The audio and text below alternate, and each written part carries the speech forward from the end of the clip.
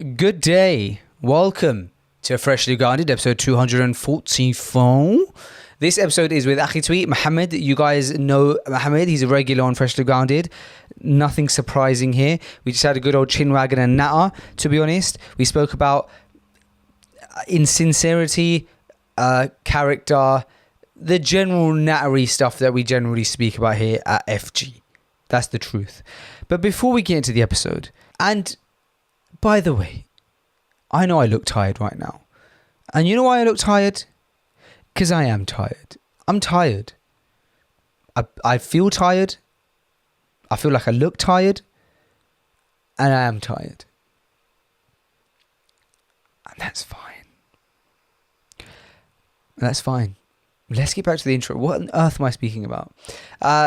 Before we get into the episode, I'm at my house. First of all, this episode has been shot in my house. It was a virtual. Oh my gosh, I'm so tired. This is a virtual episode that has been shot virtually, and therefore I decided to film this episode in my home. And the only thing I wanted to say is, guys, if you'd like to support us, which probably you don't want to do now after you watched the intro, because you thought, hold on a second, these guys are a mess. Why do I want to support such a mess? But if you did, and you wanted to get exclusive content and early release to episodes, it would mean so much to me and the entire team if you supported us on Patreon. If you head over to Patreon, which is a link in the bio, you can support us. It's £5 per month. You get a few bits of extra content. But more than anything, it's that where other people on podcasts and content could sustain themselves on ads, we go about it privatized, and that means that your support means a lot. So head over to Patreon and you get a bit extra content, and a bit of extra early content, and a bit of this and a bit of that, but what you really get is a bit of supporting FG, and that a bit of means a lot. I'm so tired. Patreon.com/FreshlyGrounded, £5 per month. If you want to support us, it would mean a lot. Thank you so much for watching. Let's just get into this episode. I'm an absolute mess. And welcome to Freshly Grounded, the brand new podcast. Well, it's not exactly brand new anymore, is it? Welcome to Freshly Grounded, the podcast. That's better. Created by best friends Faisal and Sam. Huh? I said welcome to Freshly Grounded. After that bit. Created by After that bit. best friends Faisal and Sam. Really? You look like you do your eyebrows. Bro, everybody says that. I've had that all my life, and I haven't heard it in a long time, but thanks for bringing it back up again. Because you seem to have a HD camera now. You seem to have upgraded. Or the lighting or something. Something's allowing me to see the potential of a... You never said it in person, bro.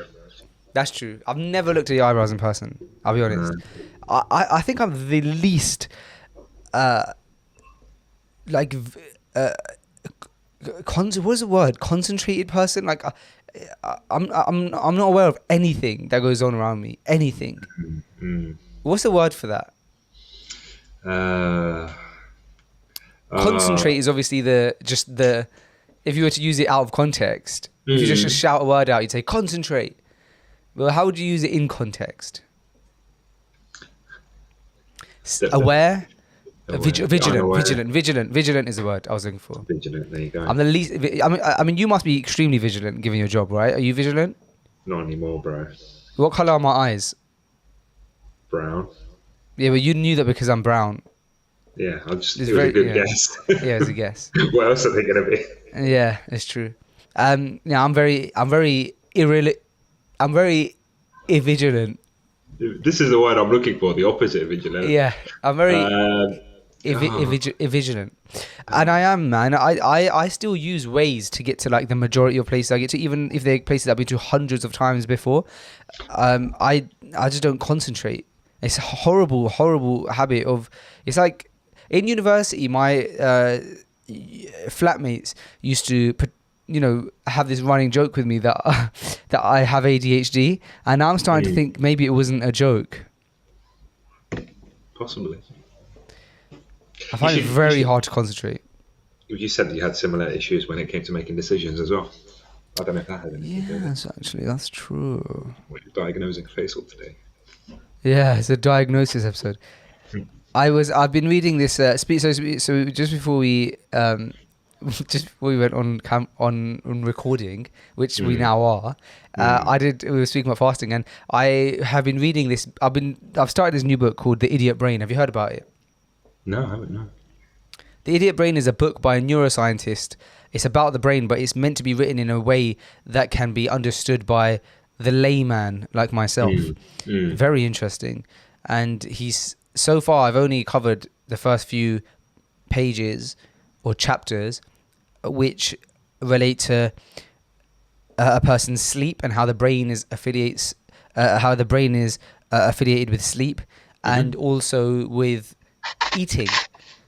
And Okay. it was incredibly interesting. One of the most interesting gems that I'm going to hit you with right now is that he says one of the biggest wait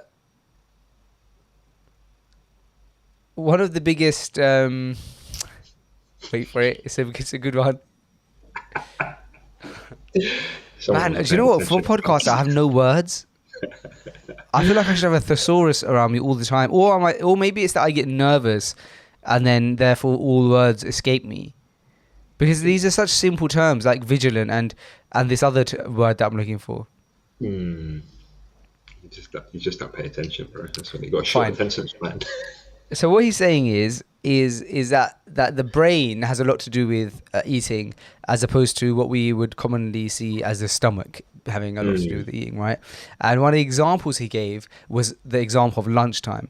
And he said, how could it be that a person who has a labouring job, who's hauling bricks for 8 hours, and a person who has a desk job, who's working but not using as much of their physical body for 8 hours, how could it be that both of them use the same amount of energy and therefore get hungry at the same time? And getting hungry is just your body feeling like it needs energy again, right, through food. Right. It can't be possible. Yet everybody unanimously agrees that lunchtime is somewhere, between 12 and 2. And I thought that was an amazing point that he had made. And he said that it was to do with the brain, that someone years and years ago decided that lunchtime, because of capitalism and because of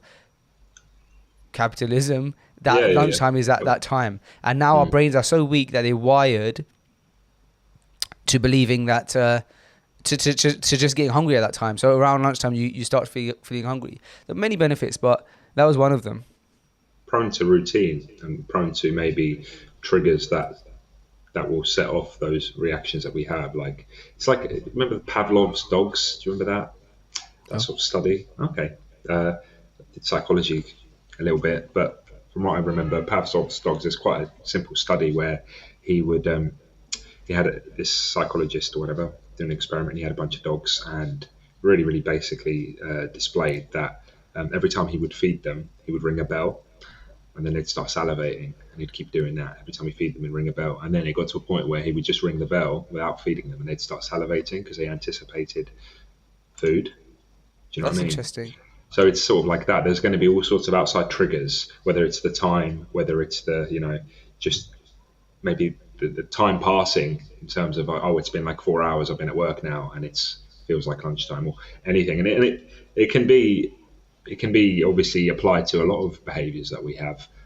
It's like Friday, a particular time on Friday, you need to have a shower because that's what you do for Jumu'ah, all right? Little things like that. If you can instill those kind of behaviors in you, then there's all sorts of things that will be a trigger. But that's why it's so important to shape environments around you if you want to, I suppose, develop a good habit, because you have to have those reminders and those triggers all around you. Otherwise, trying to do good things or develop good habits in an absolute vacuum is quite difficult. You need to set up your life around you. I saw you mentioning about your struggles with like getting on fitness or Quran or stuff like that. You saw that? I saw a little clip of that, yeah. And I was like, I need to speak to him about that. I need to tell him off. Not really. I'm not really getting here to tell you off. I've struggled with the same things. But when it comes to like, when it comes to like fitness, you're going to have to be routined about it. And then once you've stuck to that routine, then there's triggers that you will then be aware of. For example, for myself, I try and go after Asr, right? So after I pray Asr, I'm like, oh, that's my trigger. Like I'm ready to go because I've been doing it so frequently now. And same for yourself. But if you haven't got that routine, it's really difficult to develop those triggers because you're all over the place. And then you can always make a good excuse like, oh, I won't go today. I'll just go tomorrow. I'll go. It's a combination of discipline and triggers. What do you think are the most attractive traits in a person that are quite hard to come by, or infrequent? But when I say attractive, I do not mean attractive in the form of like for a spouse or like you're attracted to it in that way. I just mean, as we know, have very limited vocabulary for some reason in today's episode. So like a trait that generally traits. across the board is such an amazing trait, yet very few people seem to have it to its fullest extent. Yeah, I think, in my opinion, in this day and age, it's the ability to be quiet and observe, even within a crowd. So there's certain, obviously online is a good example. Everybody has an opinion about something, myself included, and we do feel compelled to share it, from the absolute layman to the expert. Everybody's got a voice and everybody wants to make their voice heard. But even in a real life social setting, I'm sure you've been to gatherings where there's people just talking all night. Every single person's got something to say. But then there's always, one or two individuals that I can even think of that they're very, very quiet. And they're paying attention. They're definitely paying attention, and it's not like they're not respected or they haven't got valuable opinions. You kind of know that they do, but they'll just bide their time. And then when they do say something, it's quite profound and it's quite deep and it's quite important to hear it. And actually the room goes quiet just to hear that person speak, because they don't speak very often. Some people have that aura about them where they have the ability to silence the room so they can be heard, because everybody knows this person doesn't speak that much, and whenever they do, they've thought about what they're going to say way before they say it. Yeah, I didn't think of that one. That's a really good one, actually. The ability to speak. The ability to speak little, basically. Yeah, exactly. That's actually quite a good question for the Freshly Grounded game, isn't it? What's a trait that you're attracted to that you feel is... How are you going to word it? There's not enough space on this card. Let me get this thesaurus up. It's such basic terms. I have the game somewhere. Rare. Literally rare. What a basic word.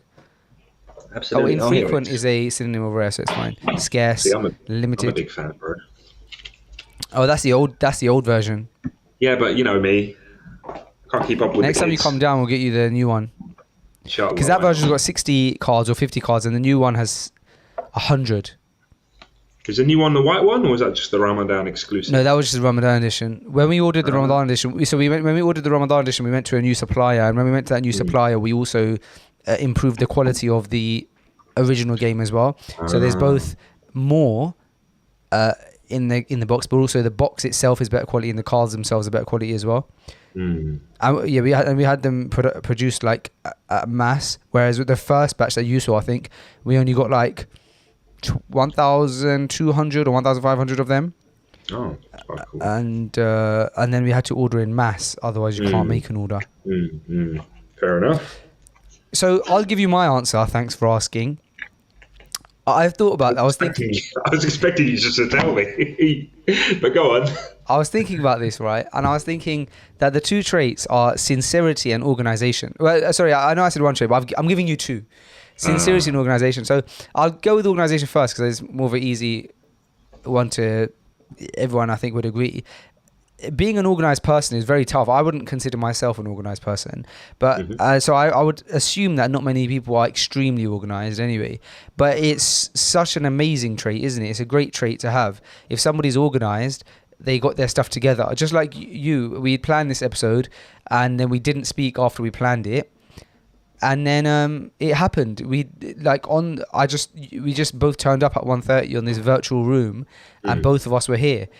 Whereas normally, perhaps it's you'd give like the system that we have in Freshly Grounded, actually, it is a good idea, is a good concept, that normally when we don't have a guest that's a regular guest, they actually do get automated texts and emails 24 hours before, giving them a reminder that they have an episode, but also the address. And if it's like an off-peak episode, then they would be given the code for the barrier that closes in the office after 7 p.m. and stuff like that. So the second one, sincerity, I think I'd have to give a bit more explanation to, because I'm almost saying that nobody's sincere.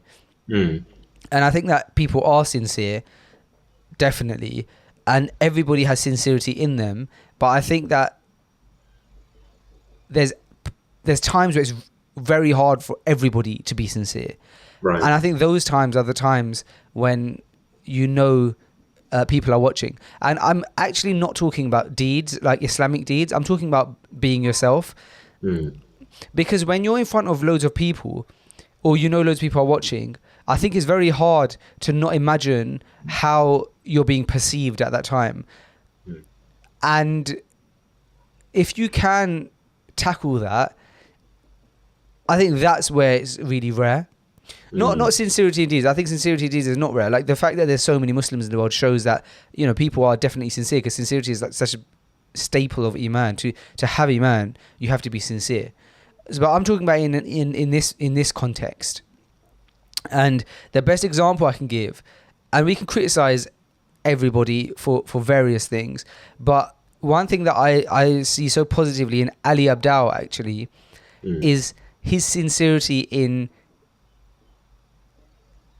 his like, he's so self-aware, and he challenges himself so much. Like he did an episode of podcast recently with a guy called Stephen Bartlett called The Diary of a CEO. I don't know if you've seen that podcast before.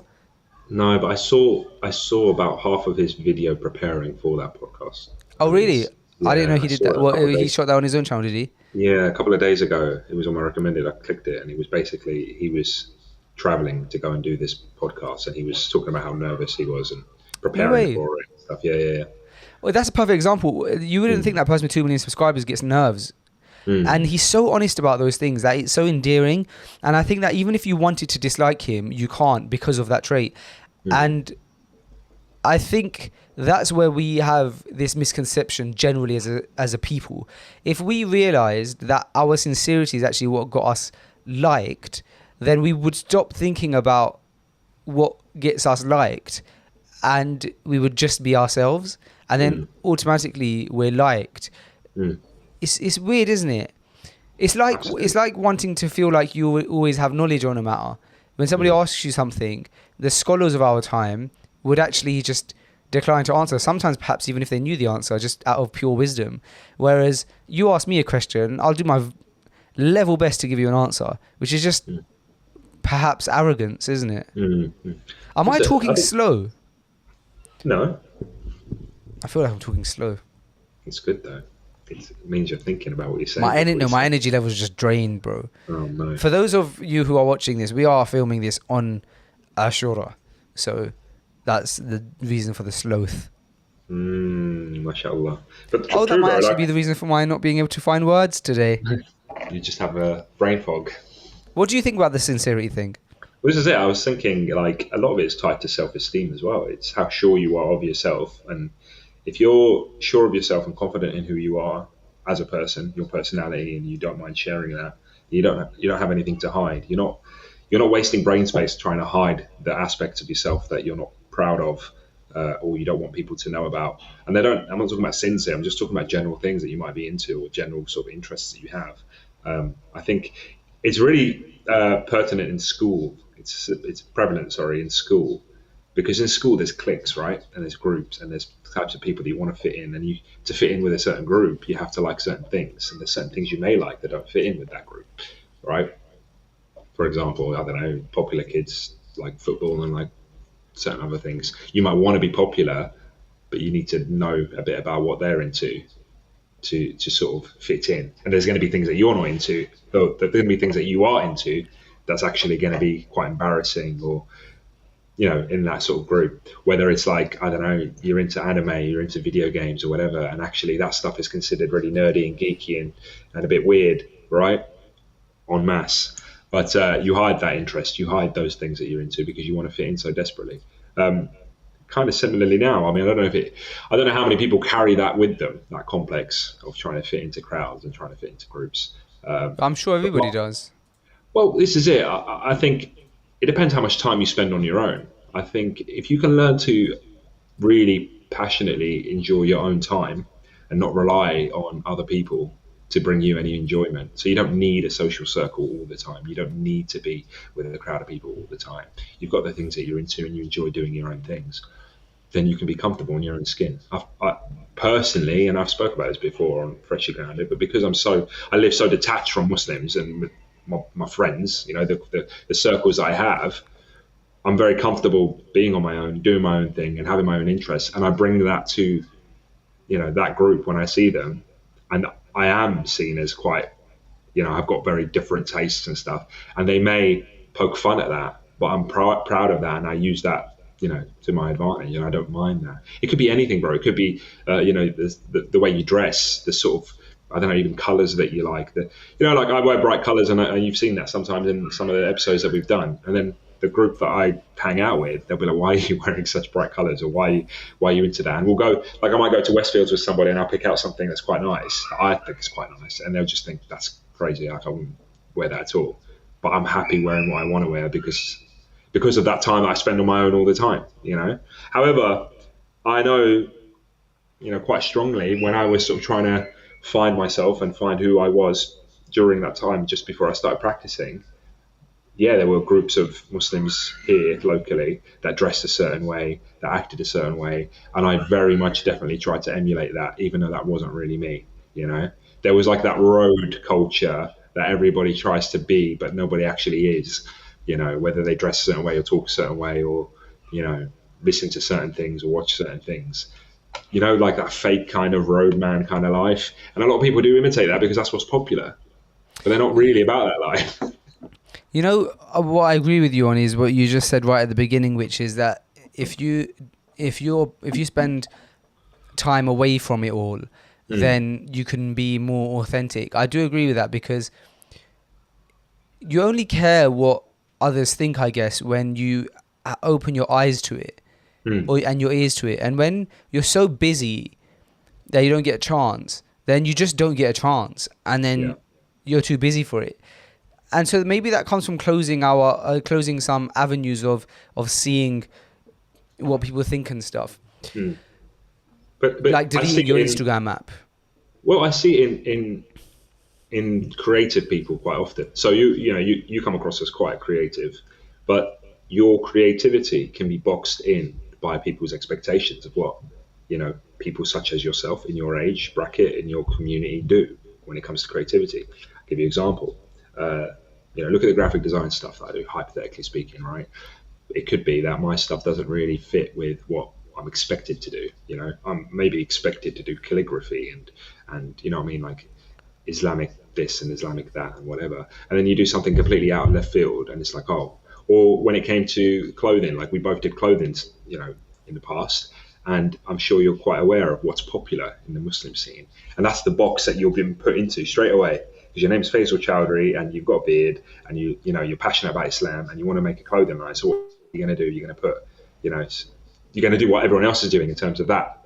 But then if you try and do something completely left field, people don't understand it, right?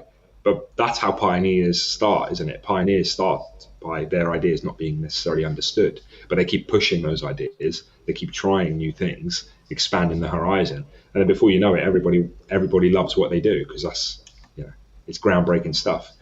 But if you do stay in the same sort of status quo, you just get lost in the source of everybody else doing the same thing, I suppose. Yeah, there's this image that exists, which is really popular, common image of like these two paths, and so there's a road and it splits in two ways, and then there's like a whole group of people going one way, and there's one person going the other way, and it's like it says like follow your own path, whatever. And even though it's so cliche, I found it. Even though it's so, I'll chuck it up on the screen now. Even though it's so cliche, bro, it's really true, isn't it? The people who are different and who do their own thing and who don't think about who don't just follow, they use a bit of their own sense. All of a sudden, those people are the ones who are, I suppose, successful in what they're trying to be successful in. Look, there it is. Remember this one? Yeah. It's because it's safer, isn't it? You feel safer doing what everyone else is doing. Yeah. And you feel like you're not going to risk anything. But at the end of the day, that's not how pioneers are, really. Not saying that any of us are, well, I'm not pioneer, but you've certainly done things that nobody else has done. And then at the end of it... No, but I think you have to be able to categorize yourself in... Like, even when I'm speaking about this, I'm not speaking about it like judging others and saying I'm the one who fixed it. I'm actually looking at myself and saying I'm actually on the path that we're following everybody. I admire people who don't. That's why what I'm saying about Ali, you know,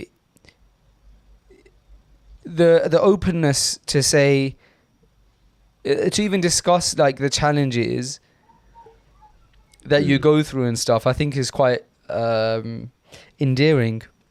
No, of course. It depends what your end goal is. If you're sharing that so that other people who are going through the same challenges can then relate, and then you're empowering them through your success, then it's beneficial, isn't it? But some people just turn the camera around and just start complaining and moaning, and they just want people to feel sorry for them, and that's a form of getting attention. I don't get that from Ali at all, but there is that side of things where there are people that do point the camera at themselves and they just want to gain sympathy from people. Friendliness wins like 100% of the time, doesn't it? Yeah, absolutely. Especially when you're intimidated by somebody. I don't think I have enough social interactions to try and think of an example myself. At least I certainly don't meet new people that often. I think about somebody who's quite intimidating. Generally, like they're all like, okay, I'll give you an example. Sam, you know Sam, Fresh Guy Sam, right? Right. A lot of people are intimidated by him, and he'll be like, he probably doesn't even know this, but he wouldn't be annoyed at me saying this. But he's very tall, he's very serious on his business, and he hasn't got time for anything that isn't productive, basically. Yeah. And in those and if he has got free time, he'd want to spend it with his family, because he's a family man as well. And so with all of those traits combined, like a really big, large figure, and then someone who's very successful in the dunya, and then on top of that, like, is very productive, like always on his stuff, you don't just see him wasting time. That can be quite intimidating. And when you're intimidated by that, you can put your back up, and then when you're around them, pretend like you are also intimidating, so that you don't come across like you're intimidated, right? All right, yeah.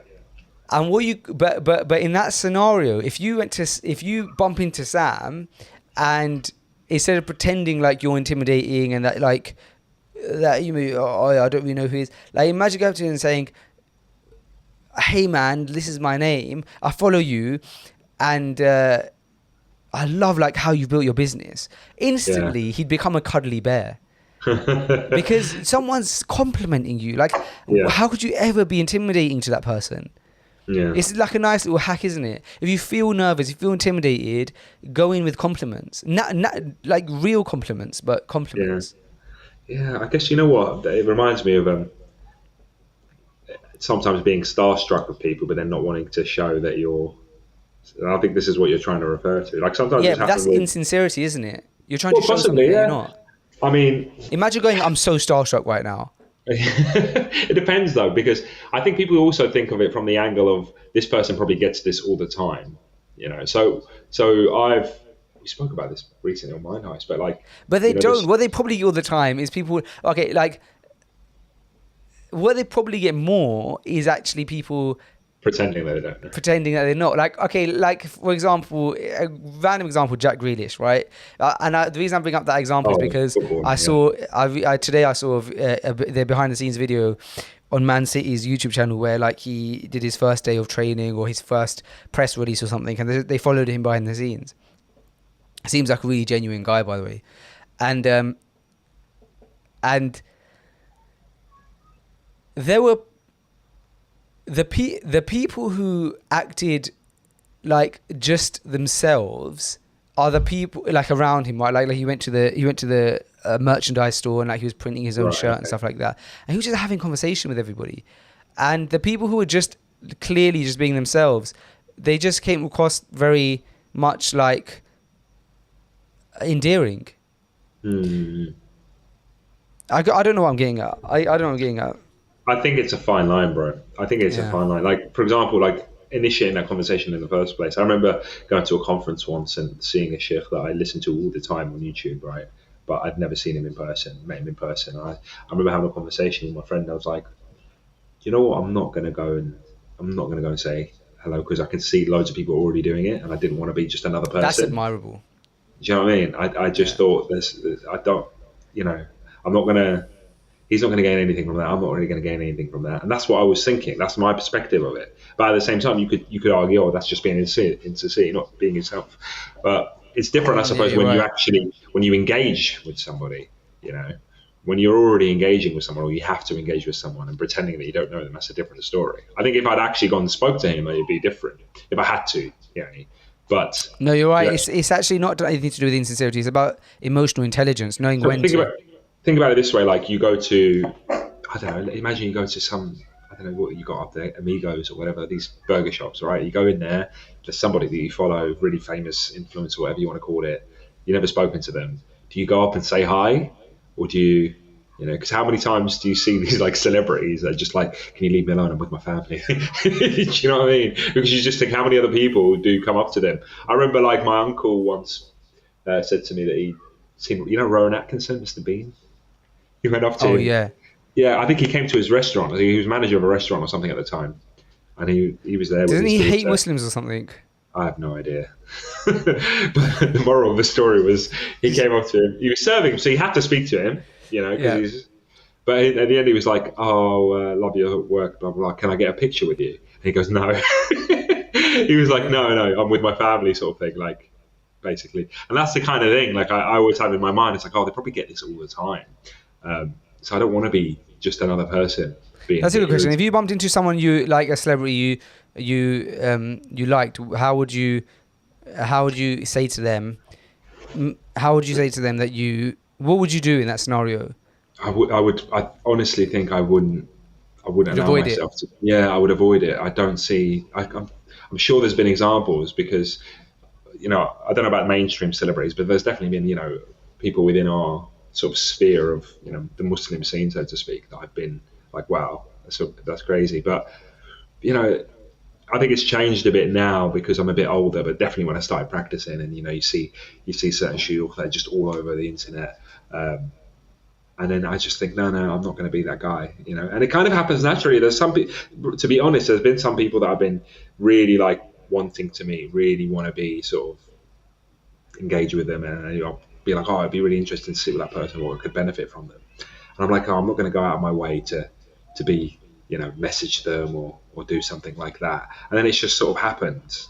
Sometimes if you don't put, even us two, bro, I remember being really sort of fascinated by your content and you in general, like what you do. And I was like, oh, that'd be really great to meet him one day. And you're one of the people that I probably broke the rule for, right? Because I remember just messaging you out of the blue when I was up there. And I was like, oh, I remember actually asking my wife. You look at you getting a big head now. No, I remember asking my wife, like, should I message him? Should I not? But it kind of worked out, bro. I remember, and you said yourself, it's not something that you usually, like, you just kind of met me out of the blue, bro. You just invited me to your house. But think of how many people that. Do you remember the first time we ever met? What happened? We'd never met, and you walked into my house, and you walked through my house, and I led you into the garden, and I gave you a skipping rope, and I said, how's skipping going? Do this right now. And then I started skipping, and I started like teaching you to skip better. What? Yeah, gosh. Yeah, tell me about it. But this is it. And think about it, bro. Do you know what? I feel how so many much more people do you probably get messaging you? No, not at all. So I actually deleted my Instagram app the other day. So you're the second person. I deleted my Instagram app the other day, but not my account, just the app. Yeah. Because I can access the account online on the internet. You can't post on it though. You can. Well, I can. I actually can. Joking, not like freshly because of Freshly Grounded. we don't post on the Freshly Grounded account, or we very rarely post manually on a phone device I get you. I to the understand. Freshly Grounded account. It's all done on a computer. Actually, I think everybody can. Like, I think even if you don't have like a business account, for example, you can do it through Facebook. You can upload on Instagram or something. But anyway, right. regardless, we have this system set up anyway on Freshly Grounded where we can post on a software, and then it like automatically posts and schedules your posts on Instagram and posts them out and stuff like that. It's very common. It's nothing, no secret. So you can post. Actually, Mohammed. Yeah. Okay. Maybe educate me about that off air, because I would like to do the same thing. Fine. So I've deleted my Instagram app, and it's helped me so much. There's numerous reasons why I deleted my Instagram app, but I think that it's a good balance. For years, I've been experimenting with like on and off social media and stuff, and I think that deleting the app itself is a good balance of being on social media but not being in social media. And I'm all of a sudden more productive. Times where I would open up the app and then, you know, you spend even 10 minutes on it and then you look up and you're like, oh, I wasted so much time. I found that I don't do that anymore because I don't have that app. I do still have Twitter, so I've kind of started doing that bit on Twitter, but I don't mind as much because you're reading more on Twitter than looking at pictures and stuff, and so you get a bit of benefit from that. And you can kind of keep on top of what's like current in the world and stuff with the trends and stuff like that. So I am doing it through Twitter. I haven't decided to delete that yet, but I have found myself more productive. I can't see myself going back to installing the Instagram app ever again, unless it's for like I actually genuinely did have to do it today because I had to post something on Freshly Grounded, and it was easier to do it manually, just quickly get it done, than to schedule it. So I just did it and then I deleted the app again after. But I can't see myself permanently or even semi-permanently ever installing the Instagram app again. I feel like I have a good balance of having Instagram but not having the app. Do you feel a conflict that you yourself have seen the issue with it, right, and you've separated yourself from it, but then you are obviously trying to market to people that are still there? That's a very good idea. That's a very good. My thing about it is like, oh look, I use it for myself. Oh no, it's not good. I don't want it for myself. But then I'll take advantage of the people that are still there in that environment. And I feel really weird about doing that.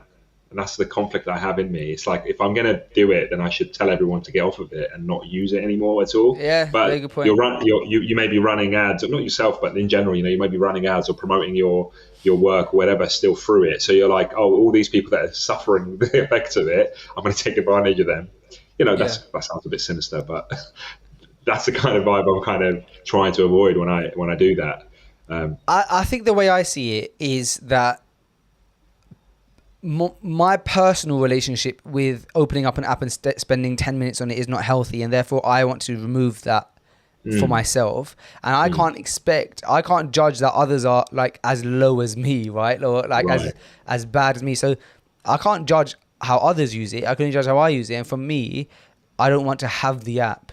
That's one thing. The second thing is that, what was your last point that you just made?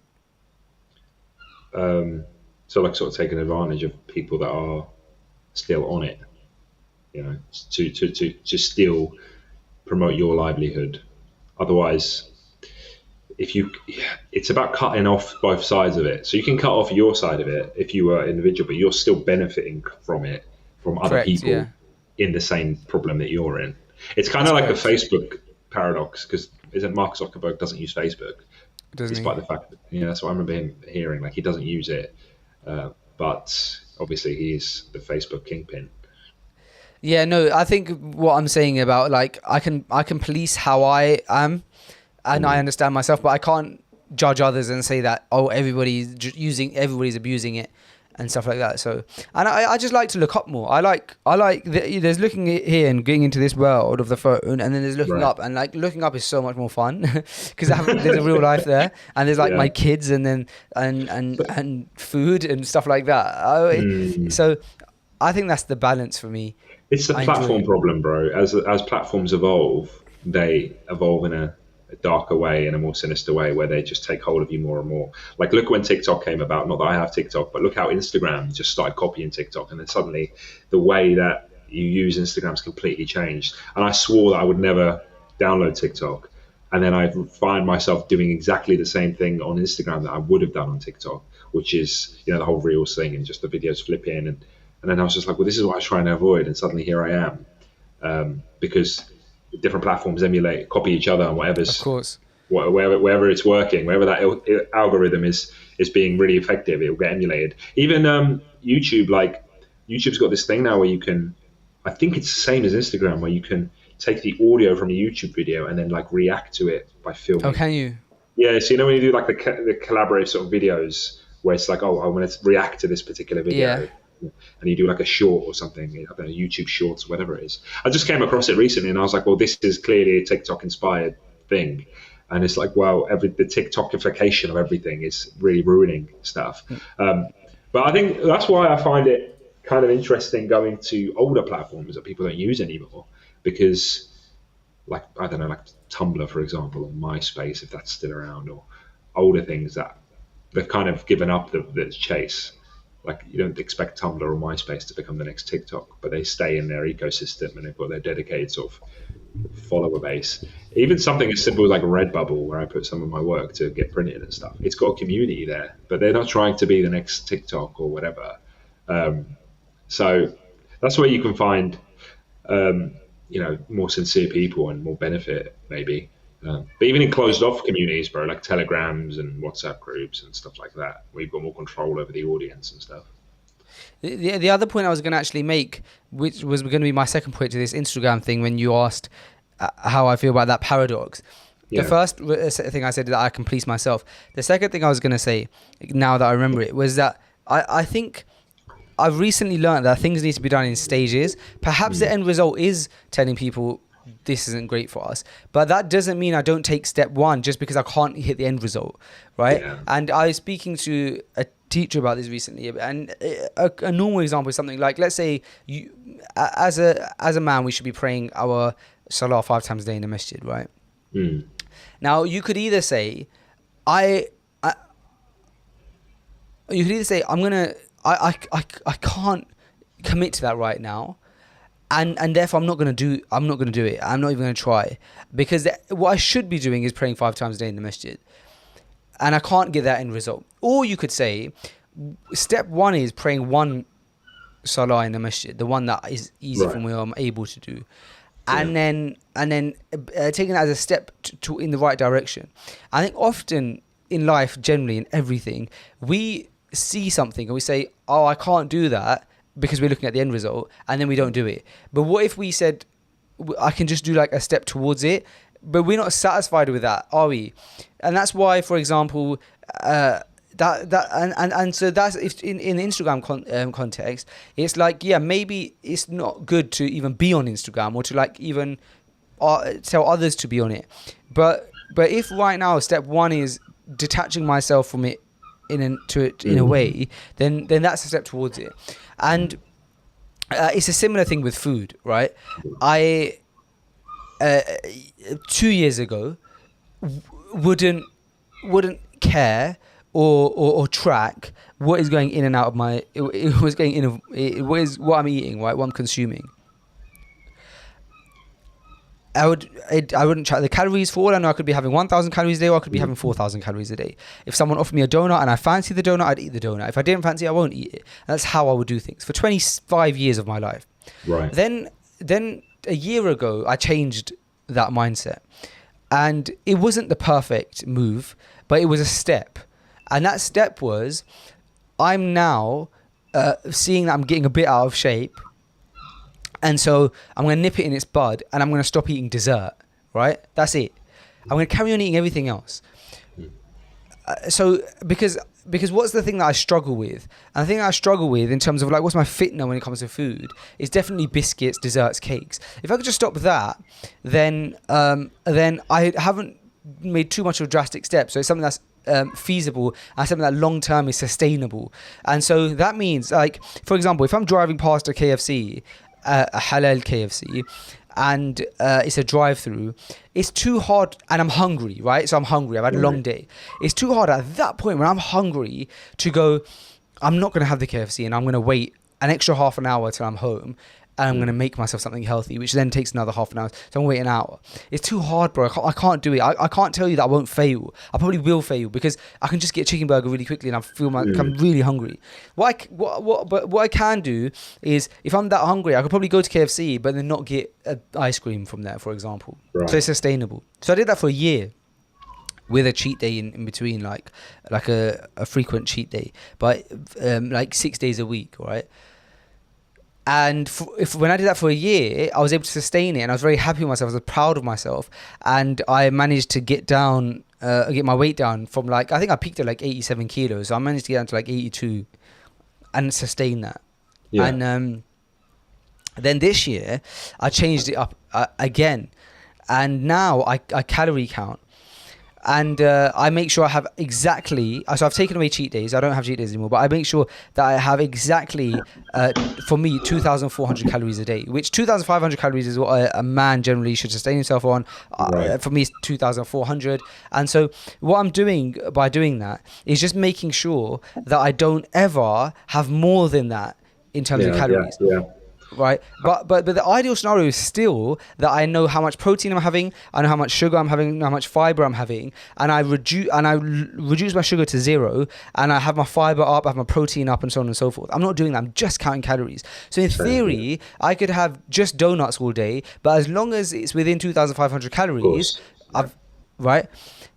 But I wouldn't be here if I didn't take the first step, which was to just cut out dessert. This is way better than just cutting out dessert, because now I can drive past KFC and not have it. Because I look at it and I go, well, KFC box meal is 1,000 calories, and that's not even going to fill me up for that long. And then that's almost half my calories down for the day, and I still need 4 more meals or 3 more meals because it doesn't fill me up. Now, but I wouldn't have been able to do that if I didn't do the first step, where I was probably having still 3,500 calories a day, because I'm having 1,000 calorie KFC meal, but I'm just not having a 100 calorie McFlurry. You know what I mean? Yeah. I'm just giving you context of items that we can think of. Absolutely. Had I not done step 1, I wouldn't be able to do step 2. The ideal scenario for me is to one day be in a situation where I can know the macros that are going in my body. I know how much protein I'm having, how much fiber I'm having, and how much carbs I'm having, which ideally the carbs would be low, ideally the sugars would be low. But right now, I'm very content with the fact that I can just make sure that I'm within 2,400 calories every day. I probably have a lot of carbs, I probably have a lot of sugars, but my calories are low and they're sustainable. I'm going to sustain that long term. I think in general, we don't take like a gradual process in things in life. And the conversation I had with the teacher is, he said, have you noticed how the older generation, right, the old people, they always in their masjid for their salah, they're always reading Quran and so on and so forth. And it's not to say that we shouldn't strive for those things now, we should. But there's a multitude of reasons why we see the older generation and they have accomplished those things. And when you ask them, or when the pious predecessors were asked, they would say that they built these habits over their lifetime to get to the point where now they can do that. I think we need to start getting into that mindset. Absolutely, bro. Absolutely. I've been trying to think how long I've been doing like counting calories for. Maybe since April. Yeah, since April. And that's amazing. What triggered that? So it started with an impromptu purchase of an Apple Watch, right? Because then I started seeing those numbers. Oh, you burnt this much or whatever. But when it came to exercise, I was like, I need to get back into shape. I started my new role at work in March, right? So I had a routine now all of a sudden, working 8 to 4 every day. So I was sleeping normally again. I wasn't doing shift work. And I was like, well, I need to take advantage of the fact that I now have this routine straight away and not wait I'll wait till next week. I'll wait till the week after. So April, I started March, and then April, I thought, let's go. But I started really hard. Like I started training maybe too much. So I started running literally every day, going to the gym every day. After Asr, of course. Well, I can't remember. Yeah, so it was exactly after Asr, a lot of it. But what happened was I injured my toe, okay? I injured my toe from just doing too much, and I was out of it for a month. To the point I had to call the doctor because I was like, this isn't healing. I can't walk properly anymore. And it just put me out of action. And I realized, I must have been doing way too much. And then, alhamdulillah, it kind of healed and I was okay. And I thought, well, I'm not going to do that again. I clearly went too hard too quickly. Let's start gradually. So it started with just walking. And actually, I still haven't even gone up to the running phase, bro. I just thought, what is the one thing that I used to do? Or what is the one thing that's really easy to do? If I just did more of it, then actually I would benefit from that. And it was walking. And I realized there's so many places I go to, I don't need to drive at all. I just got used to and accustomed to driving. I live in a small city in a small area. So it's like, well, if I want to go to town, let's plan it. Let me walk to town. Okay. And it'll take me, what, an hour or two. But I'll do that. I'll set the time aside.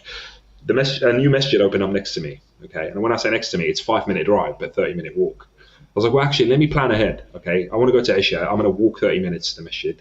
And if I'm tired, I'll get a bus back. And I think that because of my job, I get free buses. So there's always that option. But Do you? Yeah. But because of that, I started getting a bus there. Getting Nationwide? there. No, just here, just in the city. If I had that job, would I in London? Yeah, you get trains as well, I think. Oh, wow. Yeah. Sorry, carry on. It's really useful. So this is it. So I was like, well, I'm actually, there was two incentives. There was the economic incentive of I'm not spending so much on the car and fuel and stuff, and also the health benefit. And then what the watch allowed me to do is, I know it's not super accurate, but it allows you to see, oh, look how much I burned by walking for 2 hours. Let me try and walk quicker. And then there was a competition element. I started getting these apps where you can compete against people. And I was like, well, that was even more of an incentive. Like this week, I'm competing against my cousin. And I've beat my cousin loads of times. But if I'm competing against him, I'm like, I can't let him win. Like I have to burn more calories than him. I have to exercise more than him, right? And then combine that with the calorie counting. So obviously, you probably use MyFitnessPal, and a lot of people talk about it. I do use MyFitnessPal. Yeah, and that's what I started doing. And people say, oh, it's not. So how many calories are you on daily? So I'm quite low, very low. I'm on 1750? 1,500 every day. And the reason I am. How do you do that? Talk me through a day, please. I know I'm biting in, but just talk me through your diet for a day. So I set it out as 3 meals a day, 500 calories per meal. But I think I have 5 meals a day.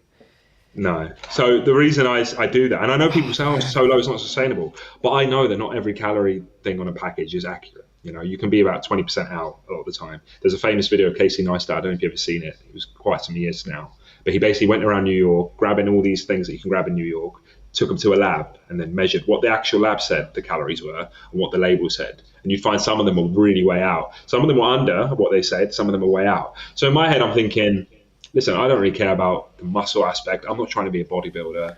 I just don't want to be out of breath. I want to lose the weight that I've got in terms of that. And I know that just low, man. Well, it's working. It's working, and I don't mind. But that's amazing. What are you eating?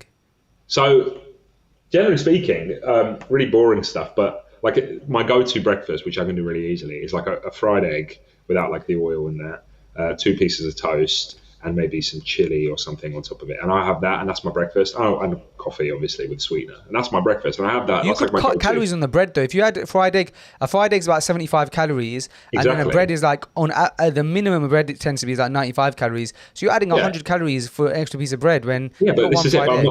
I'm not trying to do that. I'm trying to have a 500-calorie breakfast. Oh, do you understand that? You see what I'm trying to say? So I'm not trying to eat loads throughout the day. It's just I have that, and that's like what 300-400 calories or something with some room to move. And I'm like, okay, sweet. And then I have a thing about I always want juice and I always want to have some, but I don't. I avoid that, and I just started having squash instead. And squash is literally like 0 anyway. It's 1 or 2 calories, but it's literally there's nothing in it. That does it for me. And then when it comes to lunch, it depends what my wife might have made, or if I make something myself, I'm not sure. But my go-to, even when I started working out, was like tuna and rice and just loads of spices. And I know it's really boring, but I absolutely love it. And it's so easy to do. I can eat that. You know what I mean? It's so easy. Like I'll come back from the gym or something, and I'm like, I just want to have tuna and rice. Like sometimes that's all I want to have. And I can weigh it out super quick and super easy. And it's like, this is how much rice I've got. Can of tuna, if I drain it, that's how much it's got. And I just put loads of spice and different stuff in it, and it can be different every time. It's so easy for me to do that. And it just makes sense to me. Obviously, there's going to be days where I can't 100% be accurate about what I'm eating. I'll try and weigh it out. But like if someone makes a shepherd's pie, for example, like yesterday, my wife made shepherd's pie.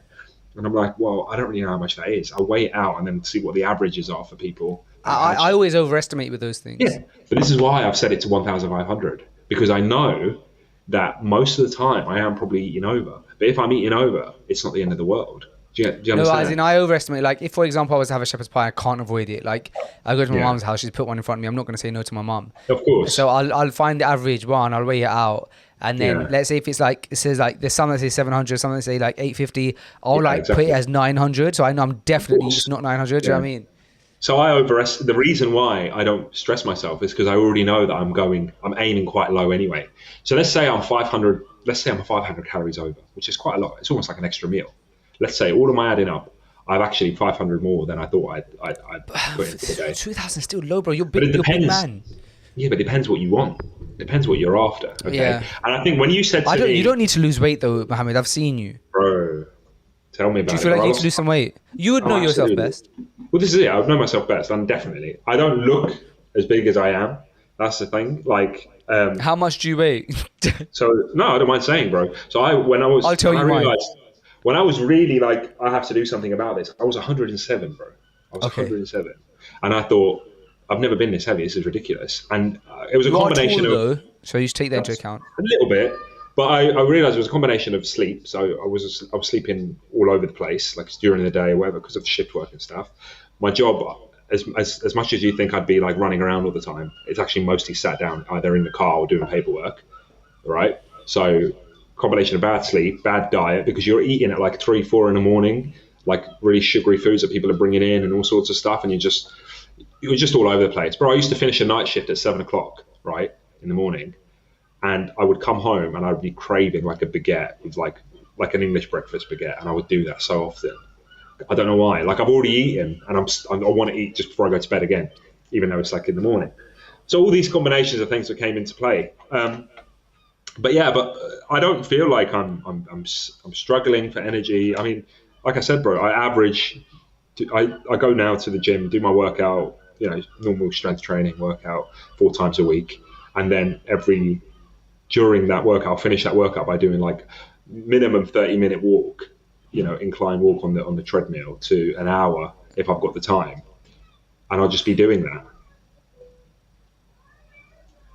So what's your goal weight? I want to get down to like 80, 75, around that sort of, because that's what I should be. And I remember what I looked like when I was 75 and the energy that I had. But it's not about like, I'm not saying this is You'll lose weight fast, bro. If you're on 1,500 calories a day, I couldn't do 1,500 calories. I couldn't do it, man. But the thing is, I'm sure I could, but the other day I had 1,000 calories left. So the other day I had 1,000 calories left over. Yeah. And I just ate 1,000 calories worth of snacks. Yeah, I don't know. Like, I'm not saying. So this is like, you can see the graph. It's hard to see. Oh wow, is that your weight loss? Yeah, going down, and you can see there are some spikes there, and I know there's going to be spikes recently because I've had a bit, I've had a few times where it's like, oh, I've gone to my mum's house, or my wife's done something special, whatever. And I'm not going to say no. But the thing is, I'm not in a rush either. Like it says here, in the 6 months that I've been doing this, or maybe should we try 3 months? Okay, let's do 6 months. 6 months, I lost 9 kilos. I've got mine. Mine's less like, obviously because I'm at 2,400 calories. Mine's so much more. Where is it? Mine's so much more gradual. It's like, can you see? Yeah. It's like. But then again, but you know what? It's a psychology thing as well. I will only. It's like a gradual shift down. I generally only put the weight in if I've lost weight. I don't know if that's like a psychological motivator. No, I know what you mean. Like, I wouldn't input like crazy. So if I go and weigh myself and I find out I'm heavier than my last, I won't put it in. I'll only record it if it goes down, because then I'm more motivated to carry on. Do you understand? It's yeah, weird. no, I do the same. I do the same. If I put it in now, like now, so the last time I weighed myself was like the 4th of August, and I was 97.8. I did today because I'm fasting. I took advantage. Really?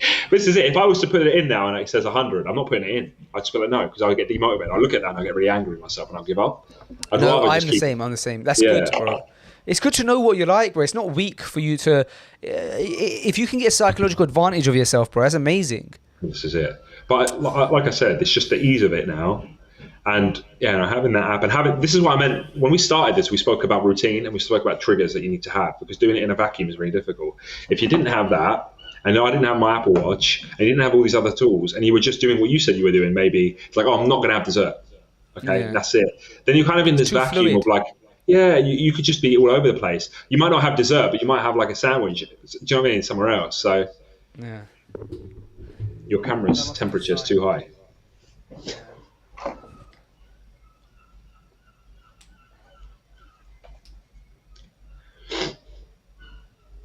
It's because like I'm at home. It's like facing the window.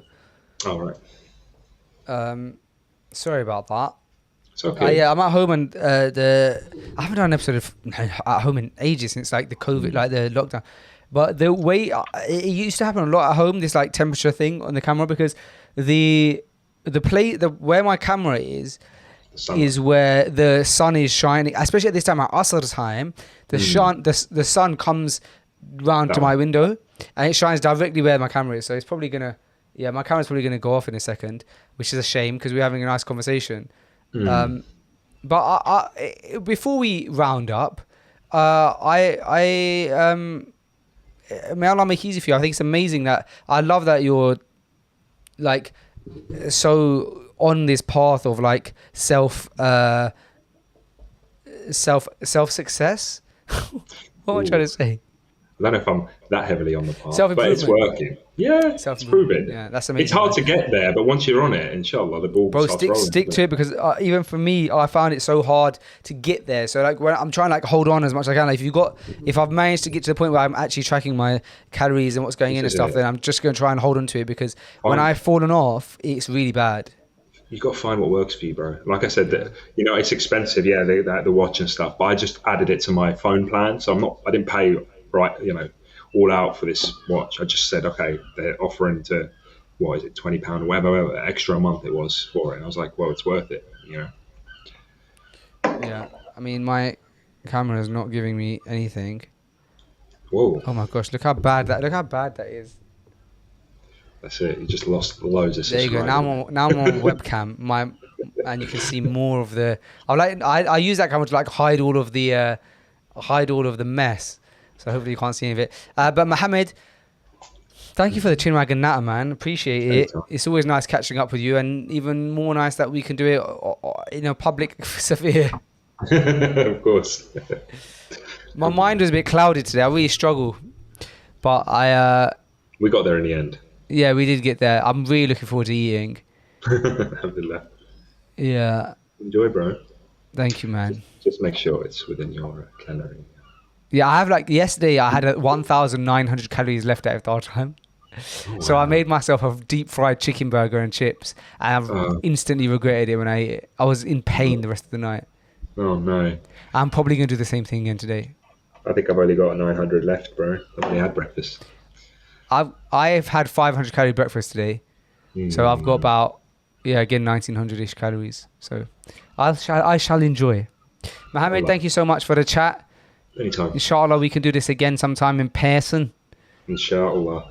In the meantime, you look after yourself, stay safe, and remember, there's always another way. I don't know what I meant by that. I think of something on the spot. That's such a bad one. I'll give you another one. Again, I'm going to think about it on the spot. Remember, love wins sometimes. I don't know. I was going to say always. Okay, Mohammed. We'll see you soon. And remember, if you don't have it now, make dua. That's a good one. Okay. Mohammed, we're off now. And remember, if you really want it badly, you'd wake up in the middle of the night for it. True. Not in it. That sounds aggressive, but it's just true. You'd wake up in the last hours of the night. Yeah, true. Yeah. Thank you, Mohammed, bro. It's lovely. If my camera hadn't died, we'd probably go for another hour. Alhamdulillah, it's fine. Enjoy the rest of your evening, bro. Thank you for giving me your time. I know you have to move a few things about, and I really do appreciate that you did that for me. That's all good. Anytime, Give salams to your boys. I shall do the same, even though you didn't ask me to. And give me a chance, but come on. we should get our boys to meet, bro. Honestly. Yeah, of course. Why not? Yeah. We'll make it happen, inshallah. Yeah. Yeah, of course. When are you coming out to London next? Let's put it in the diary right now. I'll message you. Fine. Message me. We'll put it in the diary. Come over. and you can see your I kids was can up see. there actually. I was there for like a week. Now we'll do it properly. What we'll Yeah. do is your missus and my missus, they can chill in the house with the kids, and the kids can get to know the kids, and me and you will go for some golf. Okay, sounds good, bro. Yeah. No, All right, bro, inshallah. sounds good. See you soon, inshallah. Yeah. Assalamu alaikum. So, like so.